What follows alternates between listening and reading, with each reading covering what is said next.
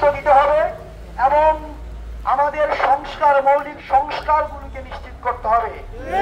সেটি করে যদি ডিসেম্বর থেকে জুনের মধ্যে ডক্টর মোহাম্মদ ইউনূস যেই টাইম ফ্রেম দিয়েছে সেই টাইম ফ্রেমে নির্বাচন করতে বরং আমরা সহায়তা করব এবং এর বাইরে যদি কোনো ধরনের নির্বাচন বানচাল করার পায়তারা করা হয় সেক্ষেত্রে সেটি আমরাই বাধা দিব।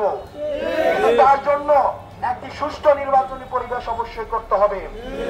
আমরা দেখছি সাম্প্রতিক সময়ে আমাদের ইলেকশন কমিশনের পক্ষপাতমূলক আচরণ। আমরা চাই এই ইলেকশন কমিশনকে অবশ্যই পুনর্গঠন করতে হবে। ইলেকশন কমিশনকে পুনর্গঠনের মধ্য দিয়ে একটি অবাধ, সুষ্ঠু এবং নিরপেক্ষ নির্বাচনের যে পরিবেশটি, সেই পরিবেশটি অন্তর্বর্তীকালীন সরকার অবশ্যই করবেন। লোহাগাড়াবাসী, আমাদেরকে জাতি গঠনে, পরবর্তী বাংলাদেশ বিনির্মাণে অবশ্যই আমাদের ঐক্যবদ্ধ থাকতে হবে। ঐক্যবদ্ধ থাকার মধ্য দিয়ে আমরা পরবর্তীতে আমরা একটি আমাদের সুখী সমৃদ্ধ বাংলাদেশ আমরা গড়ে তুলতে পারবো। আমাদেরকে এত বছর পর্যন্ত দীর্ঘ দেড় দশকের বেশি সময় ধরে আপনারা নিশ্চয়ই আওয়ামী নির্যাতন নিপীড়নের ইতিহাস ভুলে যান নাই।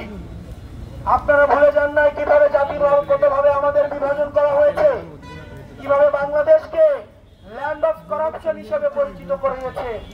আমাদের বাংলাদেশকে উন্নয়নের নামে দুর্নীতির যে মহাযজ্ঞ আওয়ামী লীগ সরকার করে গিয়েছে, আমরা চাই সেটির যথাযথভাবে বিচার করা হবে। আমরা চাই আওয়ামী লীগের যে অর্থ ব্যবস্থা রয়েছে সে অর্থ ব্যবস্থা অন্তর্বর্তীকালীন সরকার খুব দ্রুততম সময়ের মধ্যে ভেঙে দিবে। আওয়ামী লীগের যে অর্থ রয়েছে সেগুলো জনকল্যাণমূলক কাজে ব্যয় করা হবে। প্রিয় দেশবাসী এবং লোহাগাড়াবাসী, আমাদের পরবর্তী বাংলাদেশ বিনির্মাণের ক্ষেত্রে আমাদেরকে দায়বদ্ধ থাকতে হবে। রাষ্ট্রের যে প্রতিষ্ঠানগুলো রয়েছে, পুলিশ, অ্যাডমিনিস্ট্রেশন, সেনাবাহিনী, বিচার বিভাগ, আমাদের আইন বিভাগ, আমাদের নির্বাচন কমিশন, প্রত্যেকটা প্রতিষ্ঠানের রাষ্ট্রকে সুষ্ঠুভাবে পরিচালনা করার জন্য তাদের ভূমিকা অপরিহার্য। আমরা চাই রাষ্ট্রের এই প্রতিষ্ঠানগুলো বাংলাদেশপন্থী হবে। রাষ্ট্রের এই প্রতিষ্ঠানগুলো কোনো দলের হয়ে আর কাজ করবে না। আমরা দেখেছি বিগত সময়ে রাষ্ট্রের এই প্রতিষ্ঠানগুলোকে দলীয় কাজে লাঠিয়াল বাহিনী হিসাবে ব্যবহার করা হয়েছে। আমরা দেখেছি বিচার বিভাগকে সামনে রেখে আওয়ামী লীগ সরকার তার যত অবৈধ কাজের বৈধতা নিশ্চিত করেছে। আমরা দেখেছি বিচার বিভাগের কাঁধে বন্দুক ঠেকিয়ে আওয়ামী লীগ সরকার তার শাসন কার্যক্রম পরিচালনা করেছে।